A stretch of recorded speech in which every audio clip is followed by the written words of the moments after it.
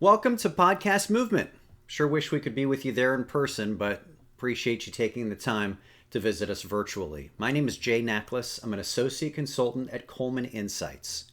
As you can see, we're a media research company. We do market research for audio brands, and we've been working with radio stations since 1978, and so now we help podcasters and streaming services as well. Today, you're going to see a demonstration of one of our products, mediaEKG Deep Dive. This is a study we use when we want to test content. In radio, we would use it for things like morning shows and afternoon shows. So this can work great for podcasts. You might know when listeners are tuning out, but do you know why they're tuning out? Wouldn't it be helpful to be able to use that information to refine and optimize your content to make it more engaging and improve your retention? That's what mediaEKG is all about. Before we get into the details about mediaEKG Deep Dive, let's talk about brands and content. Now, you surely know about some shows that have really strong brands and some have pretty weak brands. Then there are also shows that put out great content and then shows that put out not so great content.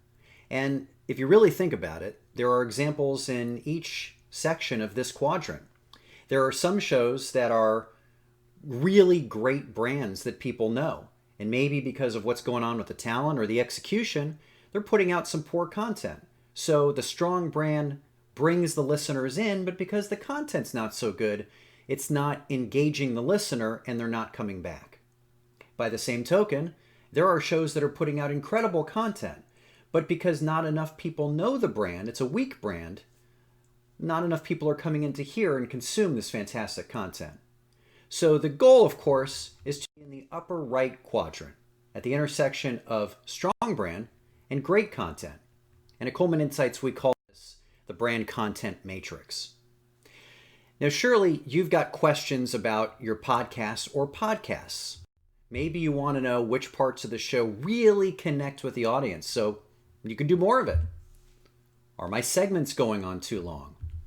Which parts of the show are a turnoff for the audience? And which viewpoints work and don't work? So mediaEKG Deep Dive can help you answer some of these questions. How does it work? Well, it's a tool that consumers can use on their computer or their tablet. And essentially what we do is we put the content for them to listen to on their device. And as they listen to each segment, they simply move their finger along that little slider on the bottom of the screen, to the right for when they like the content, and to the left when they dislike the content. And moment by moment, we're tracking how they feel about your segment, which could go on for a few minutes. A federal judge in Hawaii has rejected the Justice Department's request for clarification on his temporary order blocking the president's revised travel ban. U.S. District Judge Derek Watson says there's nothing unclear about his order, and he says the federal government can't ask for a distinction that officials failed to make in earlier briefs and arguments. Judge Watson issued the order in response to a lawsuit filed by the state of Hawaii concluding there's significant and unrebutted evidence of religious animus behind the travel ban. And the result is we get a graph that might look something like this. And you see that it's got some ups and downs throughout. We want to find out why the graph is going up and why the graph is going down. So the other thing that we can do is also break it out by all kinds of different measurements, demographics, so you can look at the differences and how your content tests with men and women, maybe a younger age cell or older, location, consumption habits, and so on. What I'm going to show you is an actual study that we did, and we presented this at Podcast Movement in Philadelphia a few years ago. The study was done for an iHeartRadio podcast called the Ben and Ashley I Almost Famous Podcast. And it's a podcast about the Bachelor and Bachelorette universe. So I'm going to go through a few segments and you can get an idea of what the graph looks like. The first segment that we tested was one that they did about the Bachelor season finale. And the star of this particular segment was one of the hosts of the show, Ben. So look at this particular line and you can see that this is a really outstanding performing segment. The line goes up. It always starts at 50, the point of neutrality. You can see that it goes up really fast and there aren't a lot of dips. This stays pretty solid and strong the entire way. And when we asked listeners afterwards, things they said were, I like how they went in depth with a certain hot topic about the show. I like the behind the scenes story.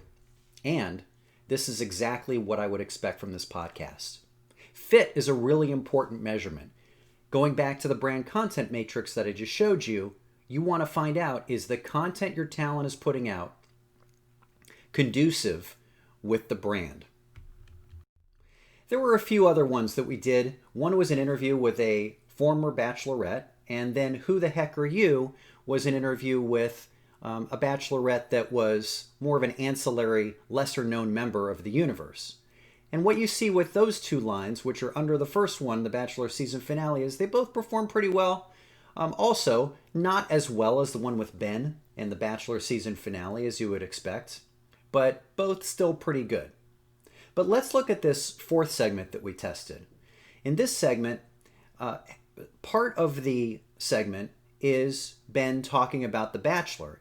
And then part of the segment is Ben talking about a trip that he took with his dad to the Masters golf tournament. So which part of this line that you're going to see is them talking about The Bachelor, and which part is them talking about the Masters? And here you can see a very specific and notable change take place. And it happens right here. So when we dig in, and this is where the why comes in, and we ask the listeners, well, why did you stop rating the podcast as strong at that point, at about 2.5 minutes? Well, the beginning sounded like a podcast that I was going to be interested in. And then Ben started talking about golf. Very specific, very actionable. Then there was a segment that Ashley did where she talked about The Greatest Showman, which was a movie that was in theaters around that time. And she loved this movie, and she was very passionate about it. And the graph looks kind of interesting for The Greatest Showman because it starts out doing okay, and then it goes down.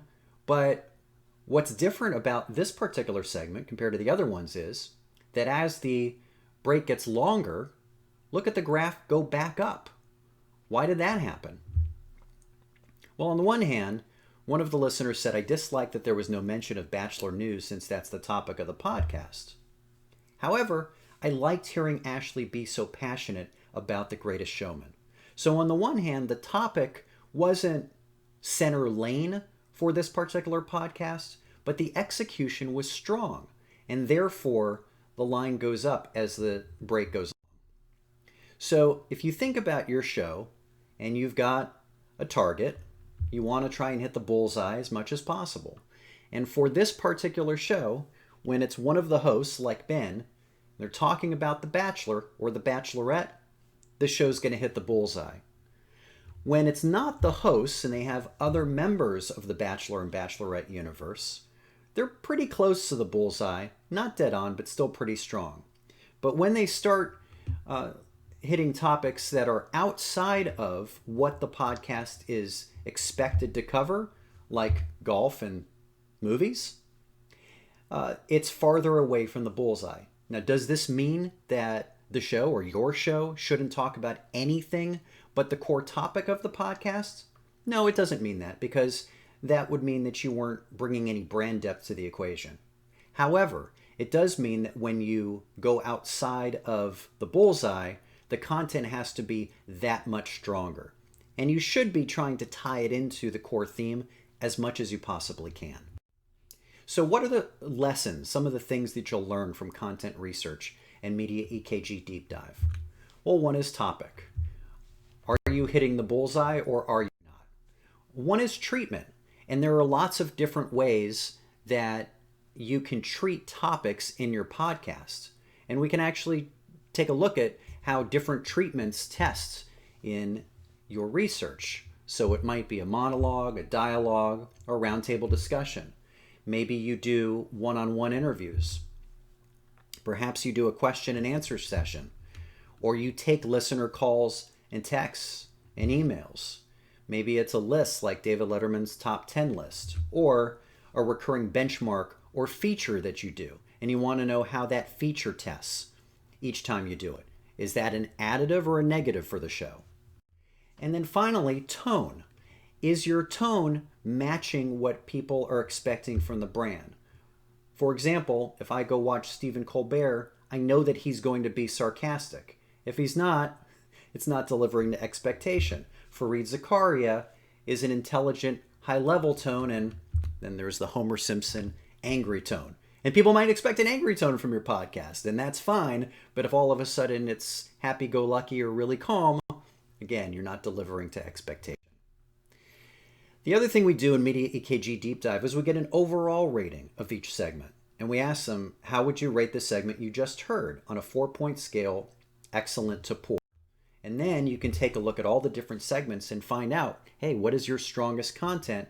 And look at what are people most passionate about and which segments are most polarizing.